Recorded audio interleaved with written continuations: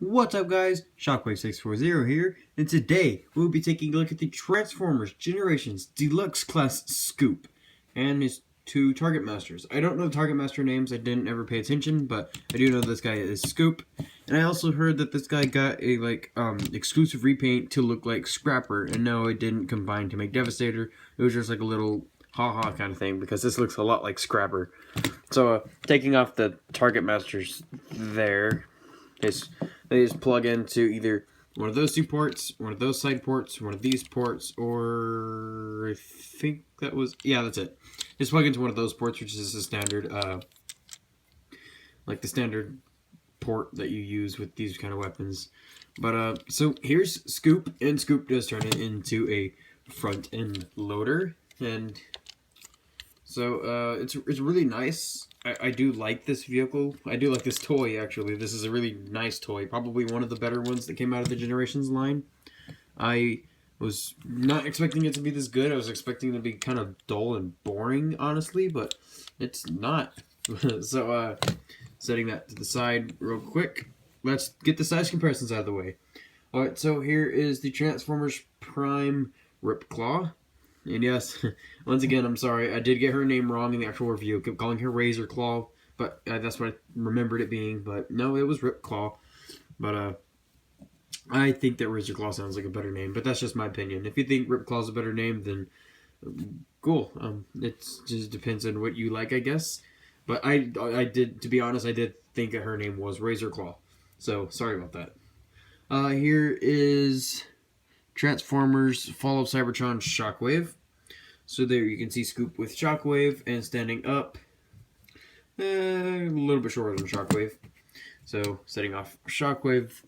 And now let's bring in the high-grade Universal Century Hexadash Gundam. This is the Victory Dash Gundam, but I'm using the Hex head on it. I will do a review over this guy. Depending on if I get a proper camera or not, because this video might take a while, and apparently I can't record anything that's like 27 minutes long, or my phone acts really stupid and YouTube won't let me upload it. So he might have to wait. I'm not really sure yet. And here is the Gundam that I absolutely hate with a passion. The high-grade Build Fighters Dom R35. Or 34, something like that. And so you can see that if you don't count that spike on the Dom's head, Scoop is pretty much the same height, and he also stands taller than the Hexadash. So setting off all of that, and now let's actually get to the details, shall we? So looking in at the details here, this orange here on camera is obviously completely different orange than that, but actually in hand it's a little bit hard to notice. It's obviously still a different shade, but it doesn't stand out as much as it does on the camera. He does have a little bit of gray there. You can see where his legs obviously are sitting right here. You can see his legs, his arms, and his chest, so he's got a lot of robot. And also his face is right through that windshield because his head's just sitting right there.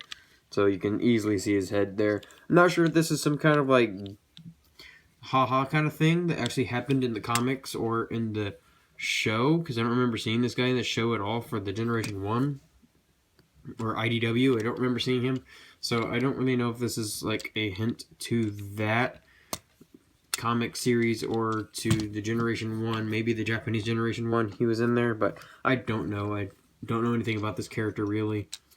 But points of articulation in this mode is it does go up and down there, and also goes up and down there, and for transformation it has that joint there. So folding it back, and these joints are nice and tight, but this one here is not, so it's also for transformation. He does roll pretty well. On this surface he's not, but he probably rolls a lot better. Nope, never mind. He rolls nice and smooth. I mean, he didn't have a problem rolling. So let's get to the transformation, shall we? Oh yeah, also you can see the ladder there on that side, and on this side is pretty much not a ladder. I don't really know what you would call that. And also the ports on his arm, this one looks like a gas can, and that one looks like whatever that thing is. So let's get down to the transformation. You basically just want to fold this section up first, so that also reveals these details here, which I'm guessing that's his spark, and then a little bit of details here and there. I wish some of that was painted, but It doesn't really make much of a difference because you ain't going to see it anyway. So untab these arms, which simply use those tabs to peg into that slot right there. So I just kind of bring those out like so on that hinge, and then it'll fit right into the ball joint. Bend the elbows so they're oriented properly. Come back here, straighten this out.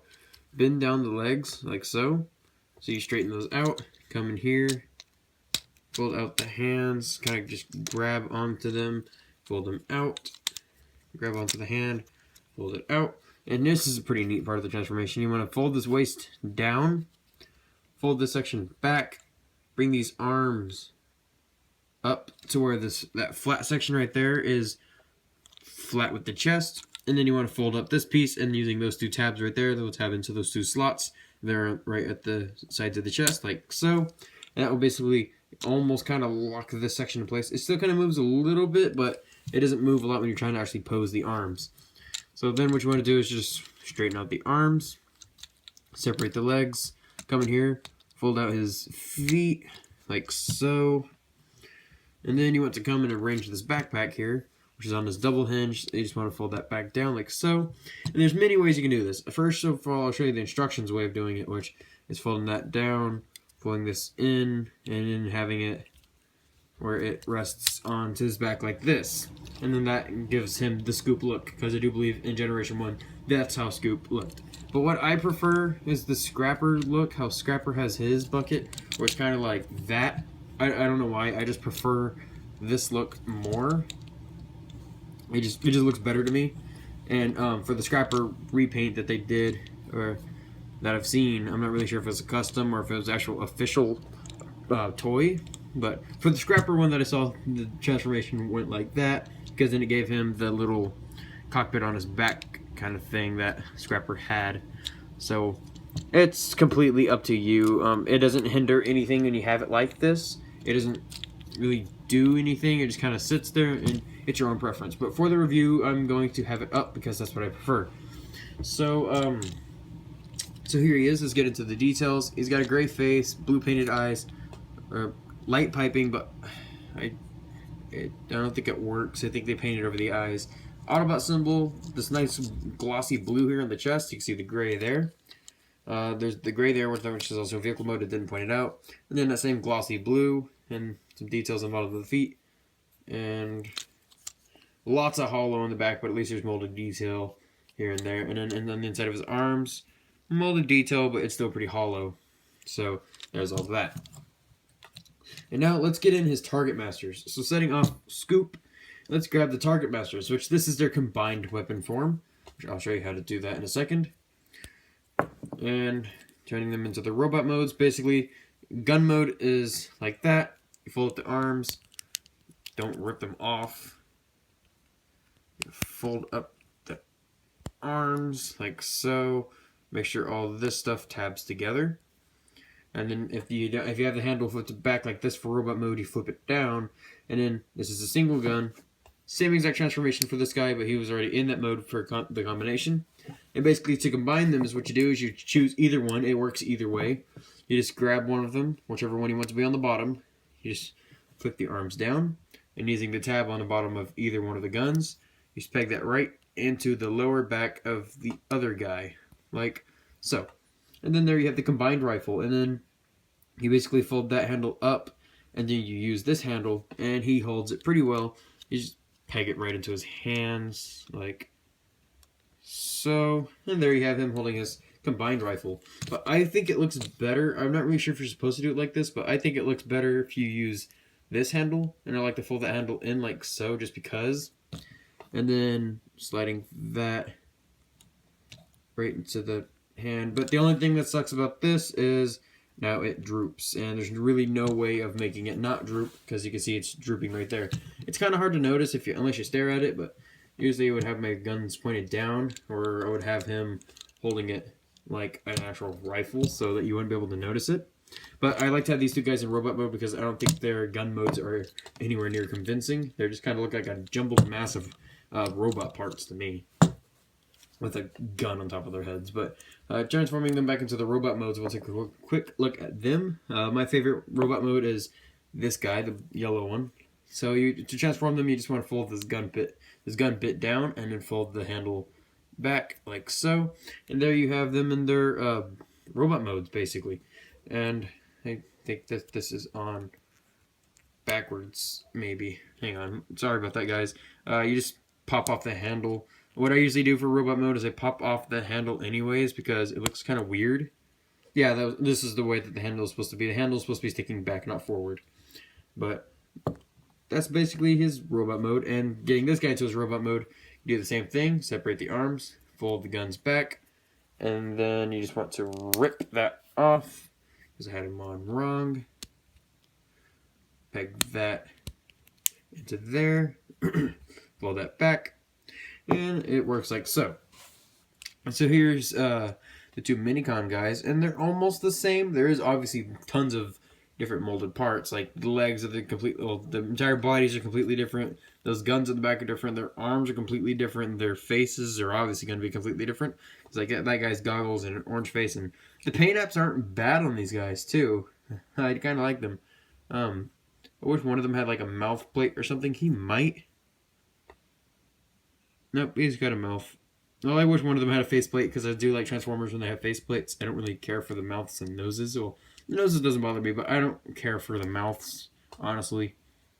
But yeah, a little bit hollow on the back, but it's not too terribly bad.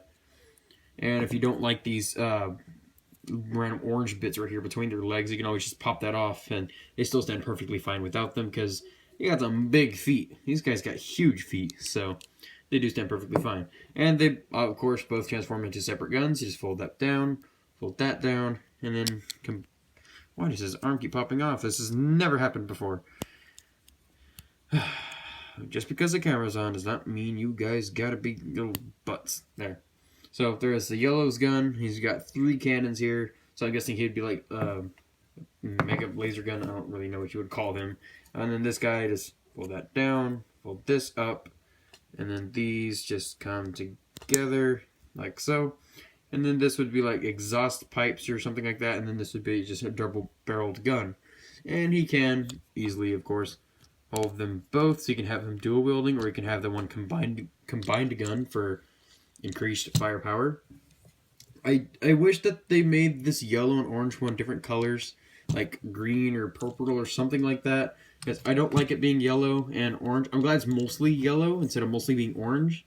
But it would have been better for me if they made it different colors because it blends in with Scoop too much. But I am glad that the yellow is not like this banana yellow like Scoop has. It's like a brighter yellow, but the orange is the same. So it kind of looks weird, but his blue stands out and it makes his chest stand out very much in the feet. So that looks cool. At least they made the yellow on this Target Master different, so it does stand out. Stands out more on camera, of course, than in real life. In real life, they look very, very similar, but he's not wanting to stand. He's a little bit back heavy, and a little bit front heavy at the same time, but you can dual wield them. Or, if you don't like them actually being in the hands, you can just simply use those ports on the sides and have those as like wrist-mounted guns, or you can like fold the hand in, I guess, and have whatever the heck is going on there. So you get options and you can do whatever you wish with those. So detaching that real quick and taking that out of the hand, send those off to the side. Technically there also is storage for these guns if you don't want to have them in the robot modes or anything. You just kind of peg the handle in right there, and then I don't know. There's a way I did it where these are basically like stored like that, but it looks kind of weird, so I don't do it. I just keep them in their robot modes. But let's do some size comparisons. So to do the size comparisons, we're going to transform him properly, going like that.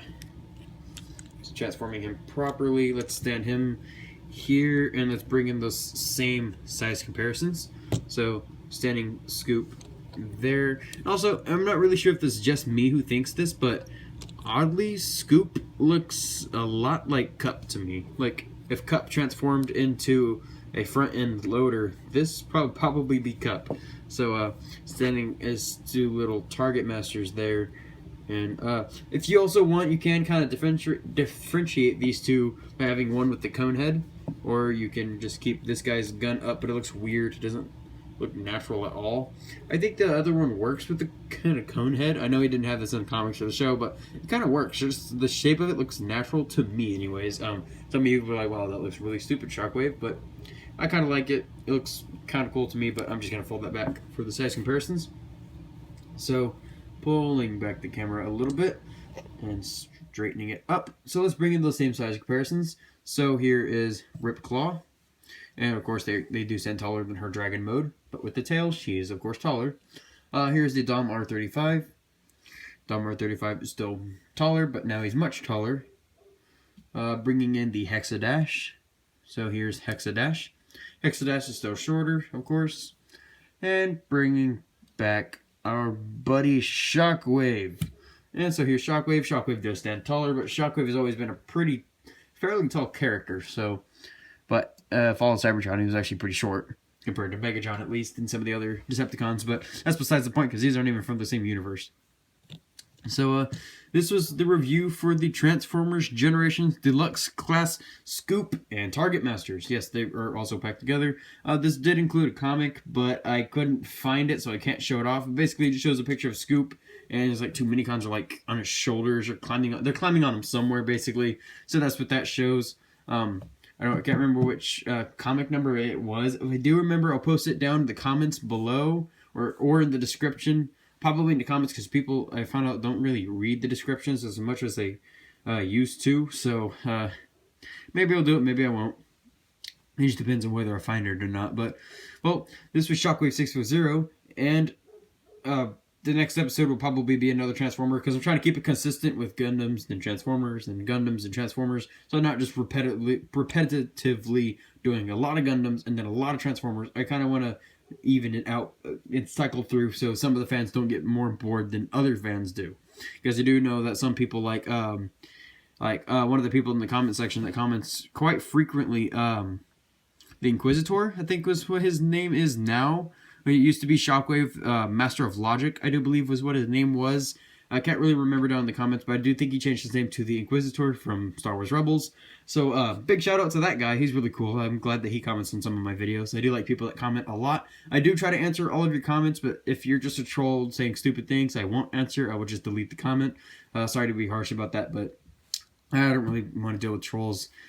So that was that. This was Generation Scoop. I do recommend this figure. He was pretty cool. I picked him up from Walmart, so no link in the description to Big Bad Toy Store or anything like that. But thanks for watching, guys, and please tell me what you think about this toy down in the description below. Peace.